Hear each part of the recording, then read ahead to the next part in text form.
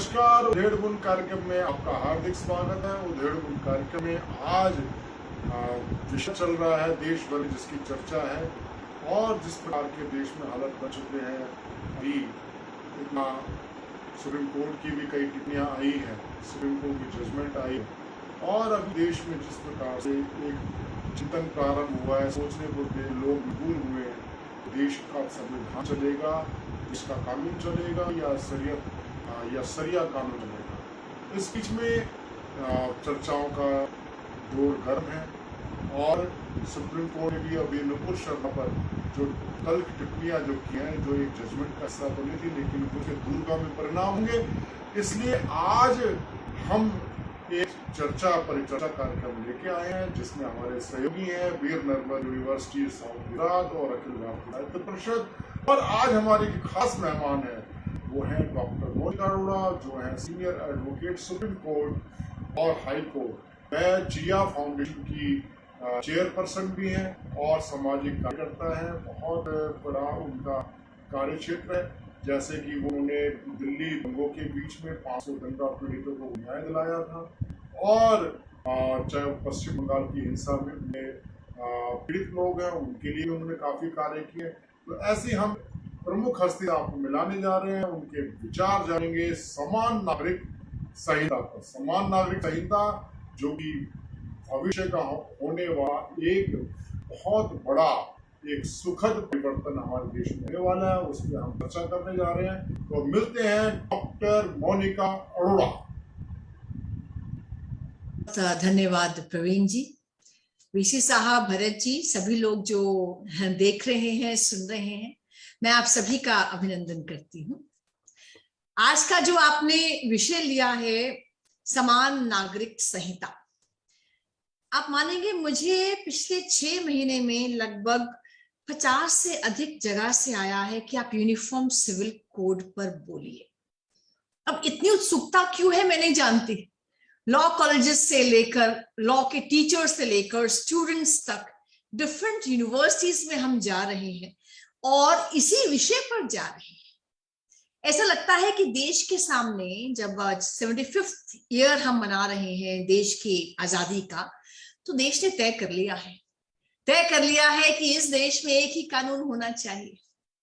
कहते ना कि जो न्याय की मूर्ति है, उनकी आंख पर पट्टी बंधी होती है। ठीक है, उस पट्टी को और टाइट कीजिए, वो किसी के धर्म और जाति और लिंग ना देख पाए। सभी के लिए एक कानून हो, सभी अपराधों का एक ही सजा का प्रावधान हो। मुझे लगता है अमृतोत्सव पर हम ये तय कर सकते हैं और शायद जनता ने तय कर लिया है, सरकार को और जुडिशरी को तय करना बाकी है। अब ये जो आपने टॉपिक चुना है, मैं मानती हूं कि आज के समय का सबसे इंपॉर्टेंट टॉपिक है। ये ऐसा टॉपिक है जो सुप्रीम कोर्ट लगातार देश को यूनिफॉर्म सिविल कोड की ओर ले जा रहा है और हमें पता भी नहीं है। सरकार लगातार कोशिश कर रही है कि इस देश में एक कानून और सबके लिए हो, हमें ध्यान में भी नहीं आता। तो उन सब बातों को मैंने एकत्रित कर लिया है और आइए उस सफर पर चलते हैं। ये जो सफर है, लंबा सफर है जो पीछे से आज तक के किस प्रकार से हम लगातार एक देश एक कानून की ओर बढ़ रहे हैं, उस सफर को इंगित करता है। आइए इस ओर चलते हैं। अब यूनिफॉर्म सिविल कोड यानी समान नागरिक संहिता, हम सब जानते हैं 1947 में भारत स्वतंत्र हुआ। 1947 से लेकर 1950 तक संविधान सभा लगभग 3 साल तक बैठी और उसने देश को हमारा रूल बुक दिया, संविधान दिया। संविधान में लगभग 400 आर्टिकल्स हैं, लगभग 12 शेड्यूल है और जो संविधान की प्रस्तावना है वो सबसे सुंदर है, is the most beautiful part of the constitution. जैसे किसी भी किताब को हम पढ़ते हैं तो उसकी पहले इंट्रोडक्शन पढ़ते हैं, किताब किस बारे में है, किताब क्या कहती है, किताब हमें क्या सिखाती है। ऐसे ही जो भारत का संविधान है, भारत के संविधान का जो प्रियम्बल है, प्रस्तावना है, वो इंट्रोड्यूस करता और कहता है, क्या कहता है, we the people of India give to ourselves this constitution. यानी ये संविधान हमें अंग्रेजों ने नहीं दिया, अमेरिका के लोगों ने नहीं दिया, किसी बाहरी शक्ति ने नहीं दिया, किसी डिक्टेटर ने नहीं दिया, हम भारत के लोगों ने अपने आप को ये संविधान दिया है। कैसा संविधान है ये वो संविधान है जो इंश्योर करता है कि हम सबको क्या क्या मिले, इक्वालिटी मिले, फ्रीडम मिले, life to live with dignity मिले, जस्टिस मिले, और हम सब फ्रेटर्निटी से रहें, बंधुत्व से रहें। यानी ये इंश्योर करता है कि हम भारत के लोग अपने आप को ये संविधान देते हैं, ऐसा संविधान जो हमें समानता का अधिकार देता है, जीवन जीने की स्वतंत्रता का अधिकार देता है, गरिमापूर्ण जीवन का अधिकार देता है, न्याय का अधिकार देता है, और बंधुत्व से रहें ऐसी प्रेरणा देता है। ये जो संविधान है ना, ये हमें 3 गोल्डन प्रिंसिपल्स भी देता है। 3 गोल्डन प्रिंसिपल्स कौन से हैं? पहला है आर्टिकल 14। मैं इसलिए कह रही हूं क्योंकि जो भी मुझे सुन रहे हैं, कोई भी नेशनल इशू आता है, कोई भी डिबेट आता है, वो 3 गोल्डन प्रिंसिपल्स के आसपास रोटेट करता है। वो 3 गोल्डन प्रिंसिपल्स क्या है? आर्टिकल 14 समानता का अधिकार, equality before law and equal protection of law. दूसरा है आर्टिकल 19 राइट टू फ्रीडम, स्वतंत्रता का अधिकार, अभिव्यक्ति की स्वतंत्रता, जीवन जीने की स्वतंत्रता, यहां वहां जाने की स्वतंत्रता, कहीं भी रहने की स्वतंत्रता, कोई भी बिजनेस करने की स्वतंत्रता, एसोसिएशंस बनाने की स्वतंत्रता। आर्टिकल 19 और अब आर्टिकल 21 ये देता है हमें right to live with dignity, यानी गरिमापूर्ण जीवन जीने का अधिकार।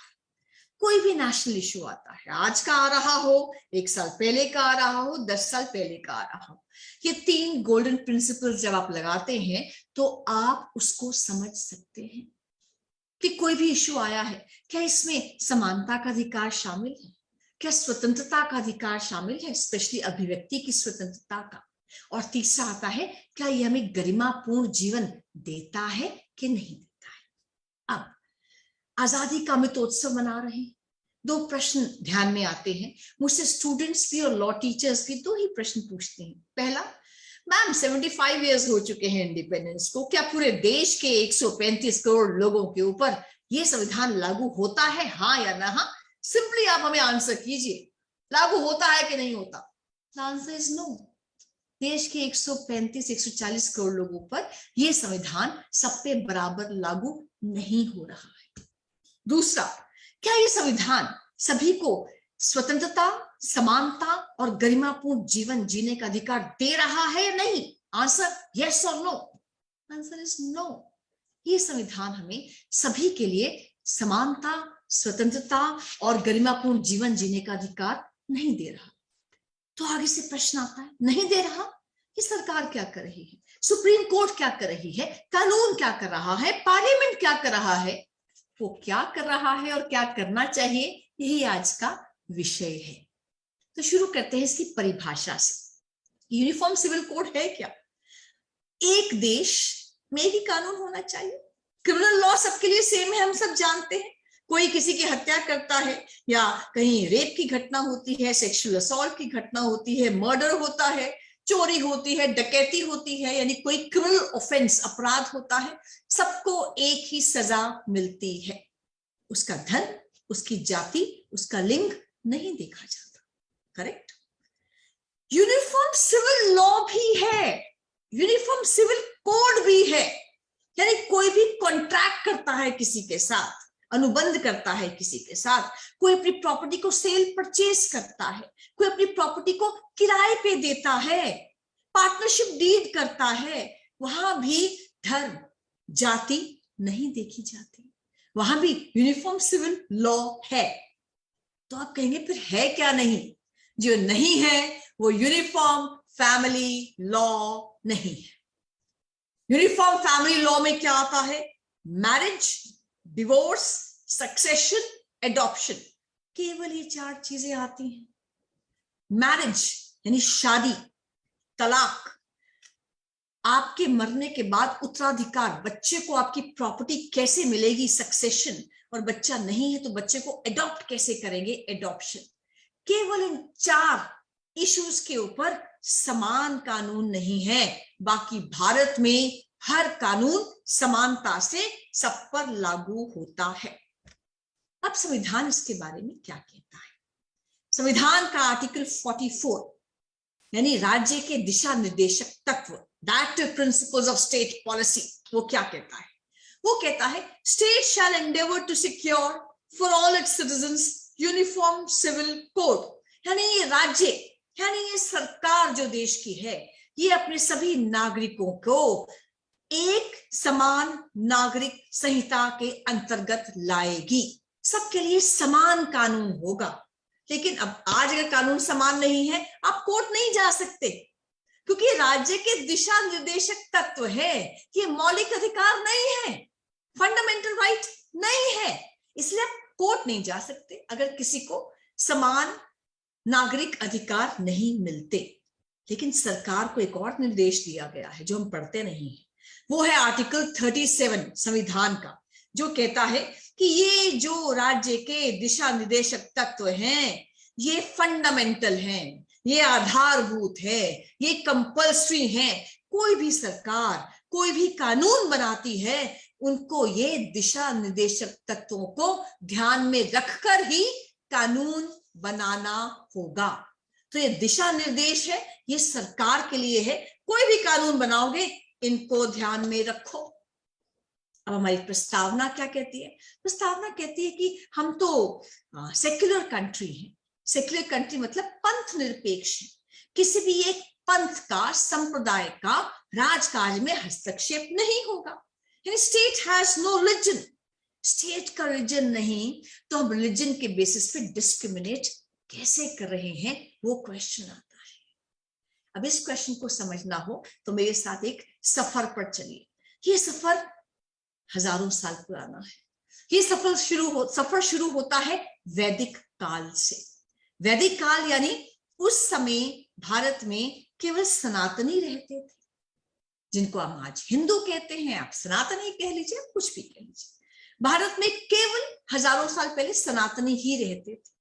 उनका जो कानून था, उनके धर्मशास्त्र उनका कानून था। जो धर्मशास्त्रों में लिखा होता था वो यहाँ के लोग पालन करते थे। फिर यहाँ पर इस सोने की चिड़िया पर लगातार हमले हुए, यानी शक आए, हूण आए, हमला किया, यहीं पर समा गए। मुगल आए, लूटपाट शुरू की, श्रद्धा केंद्रों को नष्ट किया। उनका कानून क्या था? उनकी शमशीर, उनकी तलवार ही उनका कानून था। फिर आया औरंगजेब। अब औरंगजेब जब आया यहाँ राज करने, उसको ध्यान में आया इतने मुसलमान रहते हैं, उनके ऊपर कोई कानून कौन सा लागू करेंगे? जो शमशीर है, तलवार है, वही कानून है। जो राजा आता है वो बोलता है, उसी का कानून बन जाता है। राजा की विश ही, राजा की इच्छा ही कानून होता है। तो उसने, औरंगजेब ने लगभग 500 मुस्लिम स्कॉलर्स पूरी दुनिया से एकत्रित किए। 500 मुस्लिम स्कॉलर्स। उसने कहा कि आप सब लोग बैठिए और आप सब लोग मुस्लिम्स के लिए, साउथ ईस्ट एशिया या साउथ एशिया के पूरे के मुस्लिम्स के लिए एक मुस्लिम कानून बनाइए, जिसके तहत मुस्लिम समाज को पे रूल किया जा सके, गवर्न किया जा सके। कई साल तक बैठे, कई साल तक मेहनत की, और ये 500 से अधिक मुस्लिम स्कॉलर्स ने शरिया के बेसिस पर एक फतवा आलमगिरी बनाया। फतवा आलमगिरी मतलब बहुत बड़ी बड़ी वॉल्यूम्स है, 30 वॉल्यूम्स का मुस्लिम लॉ बनाया, जो आज 6 वॉल्यूम्स का है। फतवा आलमगिरी। आज भी हिंदुस्तान में जो कानून चलता है मुसलमानों के ऊपर, स्पेशली फैमिली लॉ में, वो फतवा आलमगिरी ही उसका आधार है, उसका बेसिस है। फतवा आलमगिरी में जो कानून बना, तो ये 500 मुस्लिम स्कॉलर्स ने क्या देखा? इन्होंने देखा जो शरिया किस पर बेस्ड होना चाहिए। वो बेस्ड होना चाहिए, पहला, कुरान की आयतों पे बेस्ड होना चाहिए, यानी डिवाइन रेवलेशंस, जो दिव्य आवाज ऊपर से आई थी, जो कुरान की आयतों में लिखी हुई है। दूसरा किस पे बेस्ड होना चाहिए? तो ये हदीस पर, लाइफ ऑफ प्रॉफिट मोहम्मद, उस पर बेस्ड होना चाहिए। तीसरा, ये इजमा पे बेस्ड होना चाहिए। इजमा मतलब जो इस्लामिक स्कॉलर्स का आपस में एक आम राय बनती है, उस पर बेस्ड होना चाहिए। और इज्तिहाद पर बेस होना चाहिए। इज्तिहाद मतलब जहां कुरान साइलेंट है, लेकिन कुरान के प्रकाश में जो इस्लामिक स्कॉलर्स हैं कुछ रूलिंग्स देते हैं, उस पर बेस्ड होना चाहिए। तो कुल मिलाकर जो मुस्लिम लॉ औरंगजेब के समय में बनाया गया, वो कुरान और लाइफ ऑफ प्रॉफिट मोहम्मद और मुस्लिम स्कॉलर्स की जो आम राय थी, उसके ऊपर एक डॉक्यूमेंट बना, फतवा आलमगिरी, जिसको आप शरिया लॉ कहते हो। आज भी वही चल रहा है। अब कानून बन गया, सिविल में कानून बन गया, फैमिली लॉ में कानून बन गया, लेकिन क्रिमिनल लॉ में कैसे लागू करें? क्योंकि ये तो अरब के प्रकाश में बना था, और अरब में जो क्रिमिनल लॉ था that was barbaric, that was cruel. जो क्रिमिनल लॉ था वहां अरब की कंट्रीज में क्या था? हाथ किसी ने काटा है तो हाथ के बदले हाथ, आंख के बदले आंख। किसी महिला ने कहा है उसके साथ दुराचार हुआ है तो उसको 4 आदमी विटनेसेस लाने पड़ेंगे कि उनके सामने दुराचार हुआ है, और नहीं अगर ला सकती तो उसको कोड़े मार मार कर मार दिया जाएगा कि वो एडल्ट्रस बिहेवियर कर रही है। तब ऐसा लॉ तो आप हिंदुस्तान में लागू नहीं कर सकते। तो क्रिमिनल लॉ में शरिया बेस्ड कानून नहीं आ पाया, लेकिन जो बाकी था परिवार के ऊपर, व्यक्ति के ऊपर शरिया बेस्ड कानून आ गया। स्लेव्स को कैसे रखेंगे, प्रॉपर्टी का आदान प्रदान क्या होगा, इंटररिलीजियस रिलेशंस कैसे होंगे, टैक्सेशन कैसे होगी, इकोनॉमी कैसे होगी, ये सब फतवा आलमगिरी से रूल होती थी। अब ब्रिटिशर्स आए, ब्रिटिशर्स का एक ही काम था, सोने की चिड़िया है, लूटो और बाहर जाओ। उन्होंने कहा we will not interfere. Hindu जो है वो अपना लॉ पालन करते रहे, मुस्लिम जो है वो अपना लॉ पालन करते रहे अपने फैमिली स्ट्रक्चर में, हम इंटरफेयर नहीं करेंगे, हम ये सब करने नहीं आए, हमें तो रेवेन्यू से मतलब है, पैसे से मतलब है। क्रांति हो गई 1857 में। क्रांति होगी तो ईस्ट इंडिया कंपनी गई और रानी का राज आ गया। रानी ने भी वही अडॉप्ट किया, उन्होंने कहा we are not concerned with Hindu law और मुस्लिम लॉ, जैसा चल रहा है वैसा ही चलता रहेगा, हमें तो यहाँ पर राज करना है, अपना यहाँ से पैसा बाहर लेकर जाना है। लेकिन जो आने वाले समय था उसमें क्या क्या बात होगी कोई एंटिसिपेट नहीं कर पाया। जैसे धीरे धीरे जब ब्रिटिशर्स का राज आया तो हिंदू समाज से आवाजें आनी शुरू हो गई। 1000 साल की गुलामी के कारण सती प्रथा जैसी प्रथाएं, कुप्रथाएं कितनी हमारे यहाँ समाज में आ गई हैं। तो एक राजा राम मोहन रॉय खड़े हुए समाज सुधारक, उन्होंने अपने दोस्त विलियम बेंटिंग जो तब के गवर्नर जनरल थे 1829 में उनसे कहा कि सती प्रथा को एबॉलिश किया जाए। कितने लेवल की थी, कितनी कम थी, कितनी ज्यादा थी, मैं उसमें नहीं जा रही हूं। मैंने कहा कि सती के खिलाफ लॉ लाया जाए, सती प्रथा यहां नहीं चल सकती है। तो 1829 में जो हिंदू समाज से यहां से आवाजें आई, हिंदू समाज सुधारक खड़े हुए, अंग्रेजों के साथ मिलकर वो ये कानून लेकर आए कि हिंदू समाज में कोई भी कुरीति है 1000 साल की मुस्लिम आक्रांताओं की गुलामी के कारण, उसको जाना होगा। तो सती एबोलिशन एक्ट 1829 पास हो गया। ऐसे ही 1856 में ईश्वर चंद विद्यासागर जी खड़े हो गए, हिंदू समाज खड़ा हो गया, और ईश्वर चंद विद्यासागर जी ने कहा मैं महिला उत्थान के लिए कार्य कर रहा हूँ, महिला जागृति, महिला एजुकेशन के लिए कार्य कर रहा हूँ। यहाँ पर एक लड़की जब विधवा होती है वो सफेद साड़ी पहनती है, खाना एक टाइम खाती है, घर से बाहर नहीं निकल सकती, उसकी जिंदगी नरक समान हो जाती है। विधवाओं को रीमैरिज का हक होना चाहिए।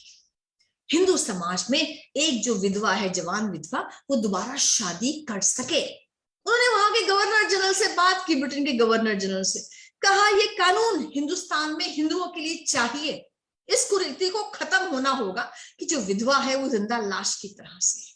1856 में ये कानून आ गया, हिंदू विडो रीमैरिज एक्ट। एक के बाद एक के बाद एक के बाद ऐसे ही समाज सुधारक हिंदू समाज में खड़े हो रहे थे। हिंदू समाज से आवाजें आ रही थी, हमें कुरीति नहीं चाहिए, किसी भी प्रकार का महिला से या किसी और से भेदभाव नहीं चाहिए। उसके खिलाफ जब आवाजें आ रही थी तो जब ब्रिटिशर्स थे, ठीक है आपके समाज से आवाज उठा रही है, आप चाहते हैं कानून बने, कानून बनते जा रहे थे। लेकिन उसी समय मुस्लिम समाज से जो आवाजें आनी चाहिए थी उनको दबा दी गई। समाज से आवाज नहीं आई, मुस्लिम समाज से कोई आवाज नहीं, मुस्लिम समाज सुधारक कोई खड़े नहीं हुए। और वो खड़े हुए तो उन्होंने ब्रिटिशर्स से क्या कहा कि शरिया लॉ लगाओ।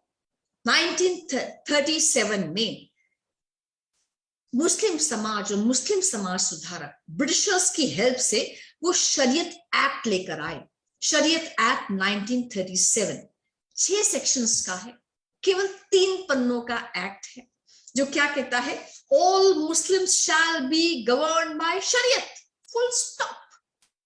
यानी जो शरिया का कानून है वो मुस्लिम्स के ऊपर गवर्न करेगा और कोई कानून गवर्न नहीं करेगा। शरिया कानून क्या है? फतवा आलमगिरी। फतवा आलमगिरी किस लैंग्वेज में है?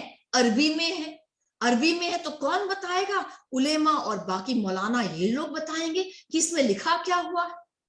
तो एक तरफ यहां जब रिफॉर्म्स की बयार बह रही थी, कुरीतियों को नष्ट किया जाए, हमारे कानूनों को दुरुस्त किया जाए, वहां मुस्लिम समाज से आवाज आई, do not interfere, do not touch our law, हमारे लॉ को हाथ मत लगाइए, हम जैसे हैं वैसे ठीक है। यहां सुधार की बयार बहती गई। शारदा एक्ट, यानी बच्चों की शादी 9-10 साल में क्यों होगी? हिंदू समाज की ओर से आवाजें आई कि बच्चों की शादी, लड़कों की शादी होनी चाहिए 18 वर्ष में, लड़कियों की 14 वर्ष में, कम से कम ये 8-9 साल में नहीं। लड़कियों की आयु 14 वर्ष की जाए शादी की, लड़कों की 18 की जाए। शारदा एक्ट बन गया। फिर हिंदू समाज से आवाज आई 1937 में कि जो विधवाएं हैं उनको प्रॉपर्टी में हक क्यों नहीं है? विधवा को भी प्रॉपर्टी में हक होना चाहिए। एक के बाद ऐसे कानून आते गए। यूनिफॉर्मिटी अपने आप ही कानूनों में आ रही थी। यूनिफॉर्मिटी मतलब भेदभाव समाप्त हो रहे थे। भारत आजाद हो गया। आजाद हो गया तो जो कॉन्स्टिट्यूएंट असेंबली है, कॉन्स्टिट्यूएंट असेंबली बनी कि भारत में एक अपना कॉन्स्टिट्यूशन होना चाहिए। अंग्रेजों का संविधान तो ना चलेगा, यहाँ पर अपना संविधान चलेगा। उसमें बड़ी बहस हुई। अंबेडकर जी चाहते थे 1 नेशन 1 लॉ होना चाहिए, सभी भारतवासियों पर एक कानून लागू होना चाहिए। पर उसी समय 1947 में 1946 में डायरेक्ट एक्शन होकर हटा था। मुस्लिम लीग ने कहा था सबको खत्म कर देंगे, नहीं तो हमें अलग से पाकिस्तान और बांग्लादेश की भूमि चाहिए। वो जो 1946 की पीड़ा यहाँ हिंदू समाज ने सही। 1947 में पार्टीशन हुआ, ट्रेनों की ट्रेनें कट के यहाँ पर आई, तो समाज हतोत्साहित था। समाज में बहुत से घाव थे। तो नेहरू जी ने कहा कि अभी वो समय नहीं आया कि सभी के लिए कानून लाया जाए। अंबेडकर जी ने कहा कि आप 80% जनता के लिए एक कानून ला रहे हो, बाकी आप 15-20% के लिए क्यों नहीं ला पा रहे हो दूसरा कानून? अलग क्यों होगा कानून? एक ही कानून लाइए। पर नेहरू जी ने कहा अभी समय नहीं आया। वो समय शायद आज तक नहीं आया। इच्छा शक्ति नहीं थी, कभी नहीं रही। आजादी के 70 साल के पश्चात भी नहीं रही। खैर, उस समय यूनिफॉर्म सिविल कोड को मौलिक अधिकार नहीं बनाया गया, उसको राज्य का दिशा निर्देशक तत्व बनाया गया कि दिशा तो यही रहेगी, अल्टीमेटली 1 नेशन 1 लॉ लाना ही पड़ेगा। आज नहीं ला सके, आज दशा ठीक नहीं है, दिशा ठीक होगी तो कल को दशा भी ठीक हो जाएगी। इसी और प्रयास करना है। भारत आजाद हो गया। आजादी के बाद राजेंद्र प्रसाद जी भारत के पहले राष्ट्रपति बने। 1956 में भारत में यूनिफॉर्म कोड बिल हिंदुओं के लिए लाया गया। हिंदू कोड बिल, यानी चारों जो इश्यूज हैं, मैरिज, डिवोर्स, सक्सेशन, एडॉप्शन, चारों के लिए, हिंदुओं के लिए एक कानून ले आए। कानून मतलब जो भी भेदभाव थे सब समाप्त कर दिए गए। सबके लिए एक कानून होगा, उसमें कास्ट नहीं देखी जाएगी, उसमें लिंग नहीं देखा जाएगा, सबके लिए एक कानून होगा। जैसे हिंदू मैरिज एक्ट आया 1955 में। अब आप देखिए, आप बताइए तलाक का हिंदी शब्द बताइए क्या है? नहीं है। आप ज्यादा कहेंगे विवाह विच्छेद, नहीं, कोई यूज नहीं करता उसको। 2 ही वर्ड्स यूज होते हैं, या डिवोर्स होता है या तलाक होता है। ध्यान में आया आपको? तो भारत में जो हिंदू मैरिज है, हिंदू विवाह, ये संस्कार था। आप इसमें एंटर कर सकते थे, आप इससे एग्जिट नहीं हो सकते थे, बाहर नहीं जा सकते थे।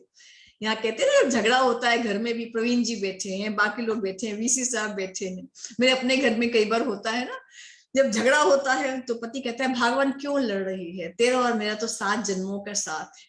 तो पत्नी कहती है 7 जन्म नहीं, तुम्हारे साथ तो मेरा 7वां जन्म है, तो आखिरी जन्म है, कॉन्ट्रैक्ट फिनिश आफ्टर 7 जन्म्स। तो हमारे यहाँ कहते थे कि विवाह यानी 7 जन्मों का संस्कार है, अनुबंध है 7 जन्मों का, इसमें से निकल नहीं सकते। डाइवोर्स का प्रावधान नहीं था, एंट्री गेट था, एग्जिट गेट तो था ही नहीं। तो 1955 में पहली बार जब हिंदू मैरिज एक्ट लाया गया, कानून लाया गया, उसमें डाइवोर्स का सेक्शन 13 का प्रावधान दिया गया। फिर आदमी एक से अधिक शादी कर सकता था। ध्यान दीजिए, नाना है, दादा है, परनाना है, परदादा है। हमारी कई बार 2-2 नानियां, 2-2 दादियां भी हुआ करती, 3-3 दादियां हुआ करती थी। यानी हिंदू व्यक्ति भी एक से अधिक शादी कर सकता था, उस पर कोई रोक नहीं थी। पर जैसे ही कानून आया उसके बाद आया कि हिंदू व्यक्ति एक ही शादी कर सकता है। हिंदू आदमी दूसरी शादी करेगा तो सेक्शन 494 आईपीसी बाइगैमी में जेल में जाएगा। एक ही शादी का प्रावधान कर दिया गया। ऐसे ही हिंदू सक्सेशन एक्ट को तो आज तक लगातार इसको रिफॉर्म कर रहे हैं, लगातार रिफॉर्म कर रहे हैं। आप देखिए 2004 में अमेंडमेंट आई है, सेक्शन 6 जो है हिंदू सक्सेशन एक्ट का, वो अमेंड हुआ है कि दादे की प्रॉपर्टी में अब तक केवल पोते का हक था, पर 2004 में दादे की प्रॉपर्टी में पोती को भी पोते समान हक दिया गया है। अब तक रिफॉर्म हो रहा है। हिंदू समाज कुछ नहीं बोलता, कहते हाँ ठीक है, भेदभाव खत्म होना चाहिए। ऐसे ही जो गार्डियनशिप एक्ट है, बच्चों का भरण पोषण कैसे होगा, या एडॉप्शन, बच्चे को आप एडॉप्ट कैसे कर सकते हो, ये सारे एक्ट 1956 में हिंदुओं के लिए 1955-56 में पास कर दिए गए। उस समय विरोध हुआ, 1955 में हिंदुओं की ओर से विरोध हुआ, तुमने बात नहीं की। जैसे ही भारत आजाद हुआ, बिना बात किए आप हमारे धर्म से खिलवाड़ कर रहे हो, आप दखल अंदाजी कर रहे हो, धर्म के साथ छेड़छाड़ कर रहे हो। आपने सबसे बात भी नहीं की, सबको आपने ऑन बोर्ड भी नहीं लिया। Rajendra Prasad ji president of India थे, उन्होंने कहा मैं साइन नहीं करूंगा, आप हमारे धर्म के साथ छेड़छाड़ कर रहे हैं। पर नेहरू जी ने कन्विंस किया और अल्टीमेटली ये यूनिफॉर्म लॉज पास हो गए। यूनिफॉर्म लॉ क्या होता है भैया, ये अगर अपराध करोगे तो ये सजा होगी। आप पत्नी हो तो ये अधिकार है, पति हो तो ये अधिकार है, बेटी हो तो ये अधिकार है, माँ हो तो ये अधिकार है। आपके अधिकार, आपके कर्तव्य और आपको क्या क्या मिलेगा, या अगर आप गड़बड़ करोगे तो उसके खिलाफ क्या क्या आपके खिलाफ हो सकता है, सब कुछ लिखा जाता है। सब कुछ ब्लैक एंड व्हाइट में होता है। कोई मौलवी या मुल्ला या पंडित जी इंटरप्रेट नहीं करते, सब कुछ लिखा हुआ होता है। ये होता है यूनिफॉर्म लॉ, कोई भी पढ़ सकता है और समझ सकता है। उस समय अंबेडकर जी ने कहा 80% जनता को आप यूनिफॉर्म लॉज में ला रहे हो, उनके कानून रिफॉर्म कर रहे हो, इस 20% जनता ने क्या बिगाड़ा है। नेहरू जी ने कहा अभी समय नहीं आया। ऐसे क्रिश्चियंस के बारे में अगर मैं बात करूं कि देखिए ब्रिटिशर्स भी क्रिश्चियंस थे, तो ब्रिटिशर्स और क्रिश्चियंस का एक ही रिलीजन था। तो ब्रिटिशर्स ने जो अपनी कंट्रीज में इतनी उनकी रेवोल्यूशंस हुई, औरतों ने रेवोल्यूशन किया, ब्लैक्स ने रेवोल्यूशन किया, इतनी रेवोल्यूशंस हुई, उसके कारण जो प्रोग्रेसिव मॉडर्न कानून अपने देशों में लाए वही उन्होंने यहाँ पर क्रिश्चियंस पर लागू कर दिए। क्रिश्चियन से कोई विरोध नहीं हुआ, कारण दोनों का धर्म समान था, दोनों के कस्टम समान थे, रीति रिवाज समान थे। तो ब्रिटिशर्स जो थे वो क्रिश्चियंस के लिए भी 1972 ऑनवर्ड्स मैरिज लॉ लाए, डाइवोर्स लॉ लाए, गार्डियनशिप लॉ लाए, सक्सेशन लॉ लाए। अच्छा, एडॉप्शन, बच्चा एडॉप्ट करना, गोद लेना, केवल हिंदू बच्चा अडॉप्ट कर सकते हैं। जो क्रिश्चियन धर्म है, संप्रदाय है, या जो इस्लाम है, उसमें आप बच्चे को अडॉप्ट नहीं कर सकते हो। वो केवल और केवल हिंदुओं में ही बच्चा अडॉप्ट कर सकते हैं। वो एक अलग बात है। जुवेनाइल जस्टिस एक्ट अभी आया है, जो उसमें एक अमेंडमेंट हुई है, जिसके तहत वो प्रावधान दिया जा रहा है कि आपके धर्म में नहीं है पर कानून आपको अलाउ करता है, आप क्रिश्चियन है, इस्लामिक है, आप बच्चे को अडॉप्ट कर सकेंगे। वो लॉ आपको एक प्रावधान देता है, वो एक अलग बात है। तो हेजिटेशन रही सरकारों की, कोर्ट्स की, they never interfered with the Muslim law, they never touch the Muslim law. Muslim समाज से आवाज भी नहीं आई सुधार करो।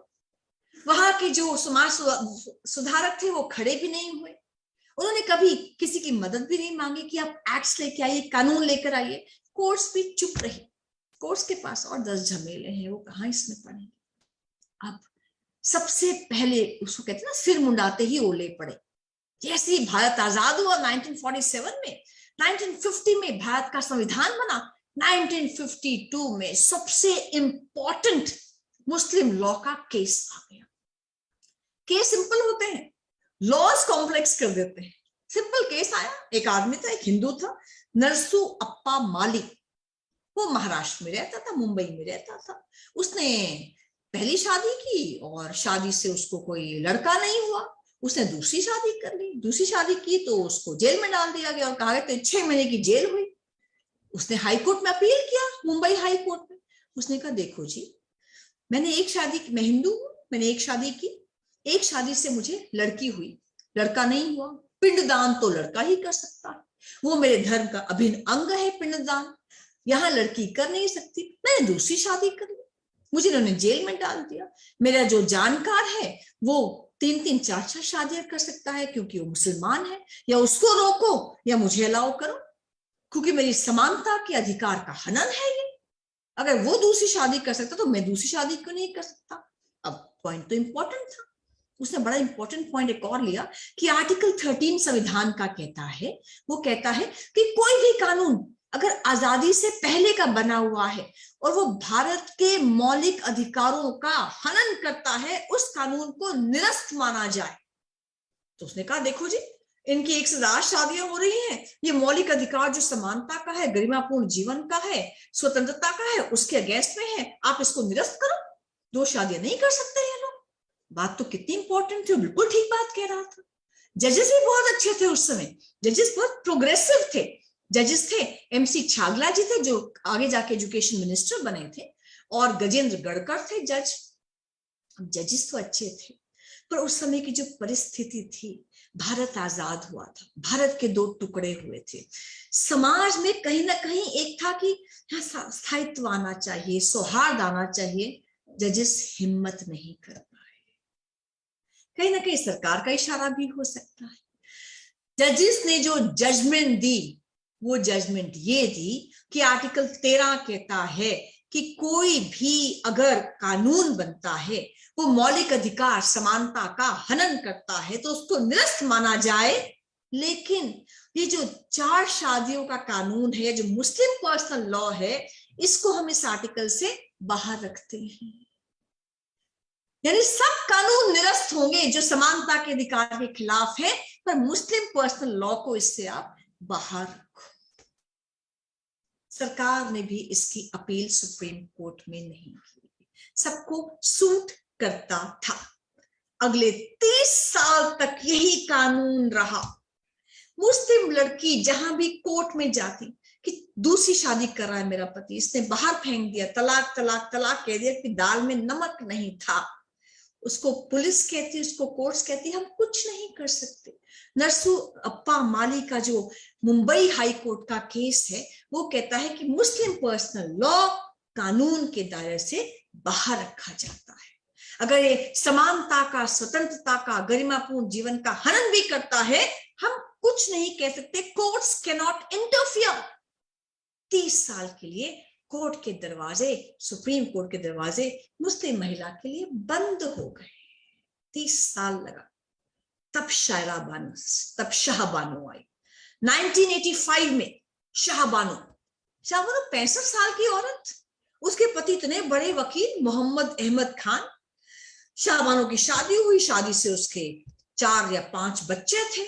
शाहबानो अपने पति के साथ रह रही थी। पति को कुछ समय बाद ध्यान आया, मेरे को तो एक यंग और एक और खूबसूरत लड़की से शादी करनी है। वो एक और यंग लड़की से शादी करके ले आया। दोनों एक ही घर में रहते थे, दोनों पत्नियां, और 5 बच्चे इनके। फिर एक दिन मोहम्मद अहमद खान ने इसको घर से बाहर निकाल दिया शाहबानो को। शाहबानो ने कहा मैं कहाँ जाऊं? किसी वकील ने कहा कोर्ट में अर्जी दायर कर, मेंटेनेंस ले, पैसा ले अपने अपने बच्चों के लिए। ये इंदौर में गई। इंदौर के डिस्ट्रिक्ट कोर्ट में इसने केस फाइल किया। 125 CRPC मेंटेनेंस का क्रिमिनल केस है, उसमें मेंटेनेंस मिलती है। इंदौर कोर्ट ने कहा 25 रुपए महीना मेंटेनेंस दी। इसने कहा 25 रुपए तो बहुत कम है, ये बढ़नी चाहिए। वो गई इंदौर की हाई कोर्ट में। हाई कोर्ट में गई, हाई कोर्ट ने कहा 179 रुपीज पर मंथ मेंटेनेंस हम देंगे। अब अहमद खान ने तब तक इसको तलाक तलाक तलाक कह दिया।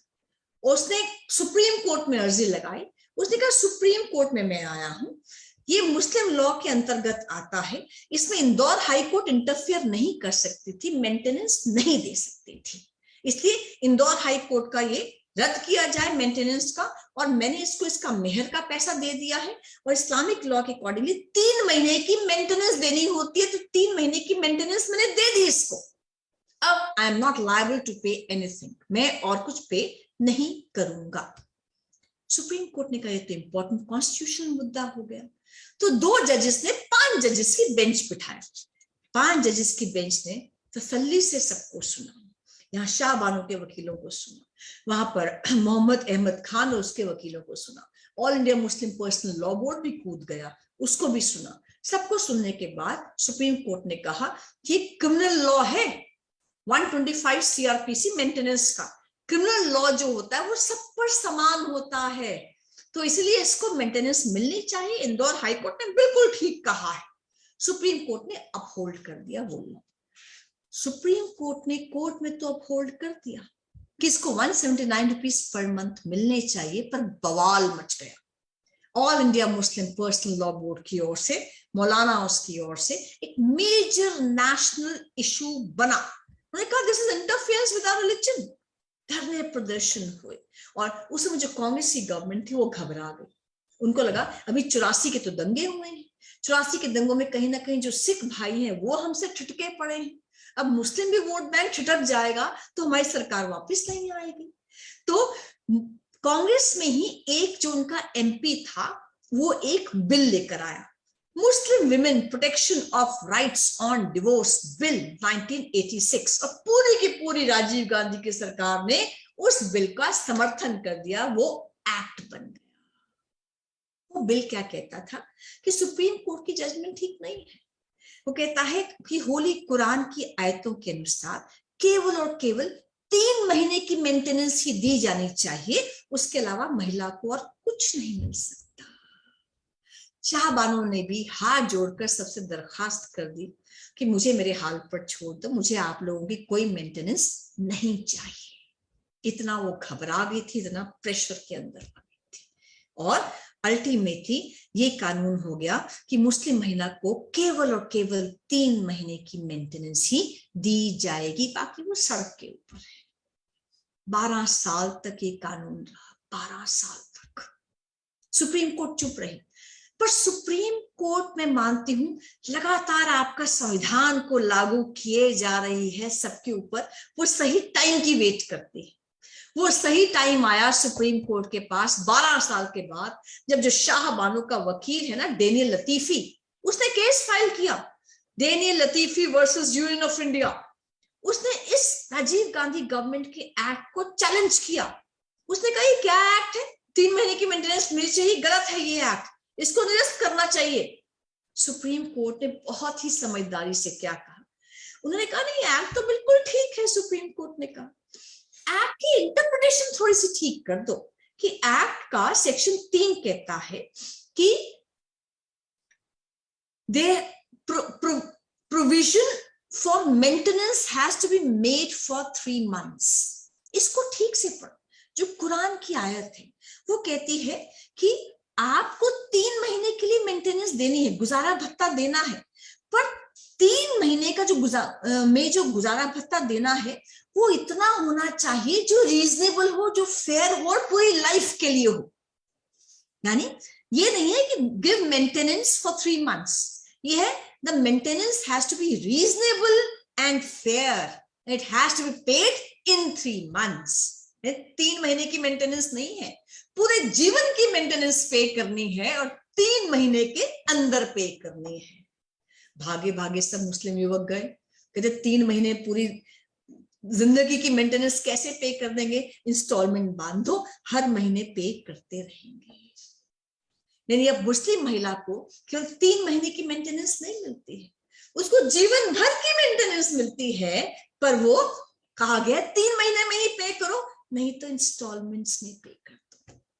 केवल और केवल सुप्रीम कोर्ट के कारण ये संभव हो पाया कि मेंटेनेंस में यूनिफॉर्मिटी आ गई, कि हिंदू महिला है, क्रिश्चियन महिला है, मुस्लिम महिला है, कोई भी महिला है, सबको अगर मेंटेनेंस मिलेगी वो हर महीने मिलेगी, उसकी सस्टेनेंस के कारण ये गुजारा भत्ता मिलेगा।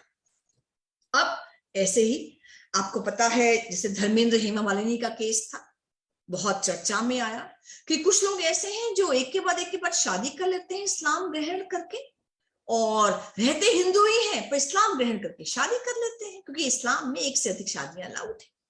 तो ये केस आया 1995 में सुप्रीम कोर्ट के पास, Sarla Mudgal versus union of India. ये केस क्या था? सरला मुदगल एक हेड थी एनजीओ की। उसने कहा कि ऐसे बहुत से केसेस हमारे पास आए हैं जिसमें जो हिंदू युवक है, क्रिश्चियन युवक है, बाकी युवक हैं, वो क्या करते हैं, वो इस्लाम ग्रहण कर लेते हैं, दूसरी शादी कर लेते हैं, तीसरी शादी कर लेते हैं बिना पहले डाइवोर्स दिए। रहते वो हिंदू या क्रिश्चियन ही है, लेकिन वो केवल शादी करने के लिए, दूसरी शादी करने के लिए इस्लाम ग्रहण कर लेते हैं। पुलिस कुछ नहीं कर सकती, कोर्ट्स कुछ नहीं कर सकती, क्या किया जाए? तो वहां पर सुप्रीम कोर्ट ने अपना जजमेंट दिया 1995 में, और जजमेंट जस्टिस कुलदीप सिंह ने दिया, जिन्होंने कहा कि जिस भी धर्म या कानून के तहत आपकी शादी होती है, उसी धर्म या कानून के तहत आपको डिवोर्स लेना पड़ेगा, तब दूसरी शादी करनी पड़ेगी। यानी अगर आप हिंदू हैं, हिंदू धर्म के तहत आपकी पहली शादी हो रही है, उसी धर्म के तहत आपको डिवोर्स लेना पड़ेगा, तभी आप दूसरी शादी कर सकते हो। तो जो बीमारी थी ना, ये इस्लाम ग्रहण करके दूसरी तीसरी शादी करने की, इस पर रोक लग गई। वहां जस्टिस कुलदीप सिंह ने कहा कि 80% पॉपुलेशन को आप यूनिफॉर्म सिविल कोड के अंतर्गत ले आए हो, भेदभाव की सब आपने कुरीतियां समाप्त कर दी, बाकियों को क्यों नहीं ला रहे? ये बात सुप्रीम कोर्ट ने लगातार लगातार लगातार अपने केस में गई।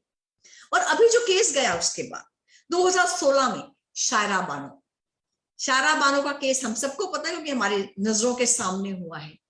हम अपने होश में थे जब शायरा बानो का केस चल रहा था।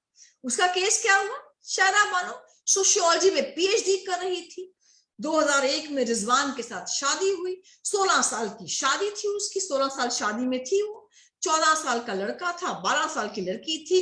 दहेज के लिए मारा पीटा, डोमेस्टिक वायलेंस की, घरेलू हिंसा किया, 6-7 कितने अबॉर्शन हुए उसको याद नहीं। इलाज के लिए मायके गई, तभी वो पोस्ट बॉक्स में तलाकनामा आ गया, तलाक तलाक तलाक। उसने कहा मैं इस तलाक को नहीं मानती। वो और उसके पिताजी की प्रेरणा से वो सुप्रीम कोर्ट आ गई। उसने कहा ट्रिपल तलाक, 4 शादियां हलाला, इसको इलीगल करार कीजिए, ये मेरी समानता के अधिकार के विरुद्ध है, ये मेरी स्वतंत्रता के अधिकार के विरुद्ध है, ये मेरे गरिमापूर्ण जीवन के अधिकार के विरोध में है।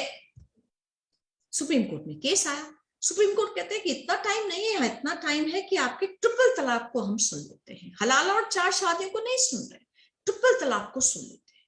तलाक भी 3 तरह की होती है, एक है तलाक तलाक तलाक इंस्टेंट, उसको सुन लेंगे।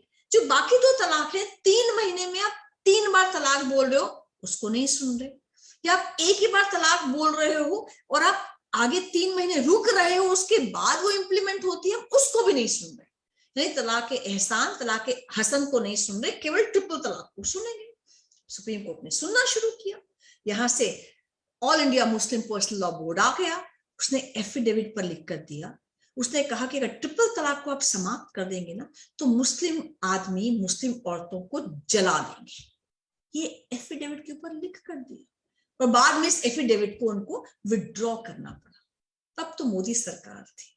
मोदी सरकार मुस्लिम महिला के साथ खड़ी हो गई।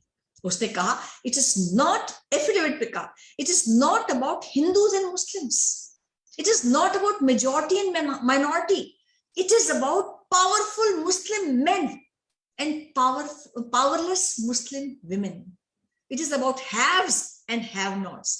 एक जो पावरफुल है, एक जो पावरलेस है, उनके बीच में है, और हम जो पावरलेस मुस्लिम महिला है उसके साथ खड़े हैं। उसकी गरिमा, उसकी स्वतंत्रता, उसकी समानता, उसके न्याय के साथ खड़े हैं। ऐसा कहा सुप्रीम कोर्ट ने 3-2 की जजमेंट से। 3 जजेस ने यस कहा और ट्रिपल तलाक को समाप्त कर दिया ट्रिपल तलाक। ये कहा कि ये कुरान के विरोध में है, इस्लाम के विरोध में है, इस्लाम का अभिन्न अंग नहीं है। ट्रिपल तलाक होता तो कुरान में इसको पाप कहा गया है, ये पाप ना कहा गया होता। मुस्लिम कंट्रीज में इसको खत्म या रेगुलेट कर दिया गया, वहां भी ऐसा ना हो पाता। तो इस्लाम का भिन्न अंग नहीं है, इसलिए इसको जाना ही होगा। सुप्रीम कोर्ट ने इतना तो कर दिया, पर यह नहीं बताया कि डिवोर्स कैसे होगा, या कोई तलाक तलाक तलाक बोलेगा तो क्या होगा। मुस्लिम महिला फिर गई पुलिस के पास, भैया ये जजमेंट है सुप्रीम कोर्ट की, 2017 की जजमेंट है, जिसमें कहा है कि ट्रिपल तलाक को तो निरस्त कर दिया है। पुलिस कहती है मैं क्या करूं, कोर्ट्स कहती है हम क्या करें। यानी ट्रिपल तलाक कोई कहेगा तो उसको सजा क्या मिलेगी, कहीं नहीं लिखा हुआ था। 2 साल लग गए, 1.5 साल। मोदी सरकार अल्टीमेटली लॉ लेकर आई, जिसमें कांग्रेस ने भी अपोज किया, बाकी पार्टीज ने भी अपोज किया। जो महिला की बात करते हैं, फेमिनिज्म की बात करते हैं, महिला अधिकारों की, इक्वालिटी की बात करते हैं, माइनॉरिटीज की बात करते हैं, वो कहीं ना कहीं माइनॉरिटीज के विरोध में खड़े पाए जाते हैं, इंसानियत के विरोध में खड़े पाए जाते हैं। उन सबने कहा नहीं, तलाक तलाक तलाक कहने पे जेल नहीं होनी चाहिए, कुछ नहीं होना चाहिए। 1.5 साल की मशक्कत के बाद एक कानून बना, और कानून 2019 में बना, Muslim women protection of rights on marriage act 2019, जिसमें कहा मुस्लिम आदमी कहेगा तलाक तलाक तलाक, उसको जेल होगी। ये कॉग्निजेबल ऑफेंस है, नॉन बेलेबल है, कंपाउंडेबल है। कॉग्निजेबल मतलब पुलिस के पास जाएगी, पुलिस नोटिस ले सकता है और पुलिस उसको जेल में डाल सकता है। नॉन बेलेबल मतलब पुलिस के पास बेल नहीं होगी, कोर्ट जाना पड़ेगा। कंपाउंडेबल मतलब आदमी करे गलती हो गई, मैं तो गलती से मजाक कर दिया था, मैं कौन तेरे को तलाक तलाक तलाक बोल रहा हूं। औरत कहेगी छोड़ दो, तो आपस में सुलह हो सकती है, उसको छोड़ा जा सकता है। इस लॉ के बाद ट्रिपल तलाक के केसेस बहुत कम हो गए, वरना मजाक बना के रख दिया था, व्हाट्सएप से तलाक आ रहा है, 2 समोसे लेने जा रहा है तो कहा जा रहा है मेरी पत्नी को 3 बार तलाक बोल दो। इस तरह के भी तलाक हुए हैं, हमने अपने लॉ प्रैक्टिस में देखे हैं। अब आखिरी बात कह के मैं अपनी बात समाप्त करूंगी। यूनिफॉर्म सिविल कोड जो है गोवा में लागू है। गोवा 1961 से पहले पोर्चुगल गोवा पे राज करता था, वह पोर्चुगल सिविल कोड था। 1961 में जब गोवा का मर्जर हुआ इंडिया के साथ, वहां पर पोर्चुगीज सिविल कोड चल रहा था, जो एक मॉडर्न सिविल कोड है, जो जैसे वेस्टर्न कंट्रीज में है, जो आदमी और औरत में भेद नहीं करता है, जो ट्रिपल तलाक, हलाला, पॉलीगैमी ये सब नहीं देता है। यानी गोवा में क्या है कि जो आदमियों को हक है वही औरतों को हक है। वहां आदमी भी, मुस्लिम आदमी हो या हिंदू आदमी हो, एक ही शादी कर सकता है। वहां तलाक तलाक तलाक है कि तलाक डाइवोर्स नहीं होता। वहां जो मुस्लिम महिला है उसको अपने भाई से आधी प्रॉपर्टी नहीं मिलती है, वो मॉडर्न सिविल कोड है। वह कहा जब हिंदुस्तान में मर्जर हुआ कि आप चाहते हो कि हिंदुस्तान का जो सिविल लॉ है, फैमिली लॉ है, वो यहाँ लागू हो। उन्होंने कहा नहीं, हमें आपका सिविल लॉ नहीं चाहिए, हम अपने पोर्चुगीज सिविल कोड में खुश हैं। जब पोर्चुगल में ये सिविल कोड है, यानी पोर्चुगल ने गोवा में सिविल कोड है, जहां पर हिंदू मुस्लिम सब खुश हैं, और हमारे आपकी जगह से ज्यादा ही खुश है। वहां तो लोग कहते हैं शादी करेंगे, वहां घूमने के लिए जाएंगे, या छुट्टियां हुई है चलो गोवा जाते हैं, खुश है सब लोग। तो किसी रीजन में इंटरफेरेंस नहीं है। पूरी दुनिया में जितनी भी डेमोक्रेसीज हैं, जितने भी लोकतंत्र हैं, पढ़े लिखे देश हैं, सेक्युलर देश हैं, वहां पर ऐसा ही यूनिफॉर्म सिविल कोड है। तो केवल और केवल मैरिज, डिवोर्स, सक्सेशन, एडॉप्शन में भारत में अब तक लागू नहीं हो पाया, जो सुप्रीम कोर्ट लगातार लागू करने की कोशिश कर रही है, और ये सरकार भी पूरी कोशिश कर रही है। अब मेरे पास एक लड़की आई, जब मैं कोर्ट में चेंबर में बैठी हुई थी, और आकर बैठी तो मुझे लगा जैसे कोई बॉलीवुड की एक्ट्रेस है, और बैठी और उसकी आंखें बहुत उदास थी। तो उसको मैंने कहा व्हाट हैपेंड, तो उसने कहा are you a divorce lawyer. मैंने कहा I am not a divorce lawyer but I do divorce cases, बताइए आप। कहती यू नो माय हस्बैंड। तो मैंने कहा क्या मेंटेनेंस नहीं देते हैं क्या? कहते नहीं नहीं, वो कहते हैं कि कहती है हम लोग इकट्ठे रहे लगभग 2 साल तक। मैंने कहा ठीक है। कहते फिर हमारी शादी हुई। मैंने कहा ओके। कहते अब मेरे हस्बैंड शादी के 1 साल के बाद कह रहे हैं कि वो एक और लड़की को घर लेकर आएंगे और तुम दोनों एक ही छत के नीचे रहोगे। मैंने कहा जंगल राज है क्या, ऐसा कैसे हो सकता है? डोंट वरी, केस फाइल करेंगे बाईगैमी का, दूसरी शादी करा और जेल में जाएगा वो लड़का। मुझे लगा एक नया केस आया है हमारे पास, वकील को लगता है नया केस आ रहा है। उसने कहा नहीं, आपने मेरा नाम नहीं पूछा।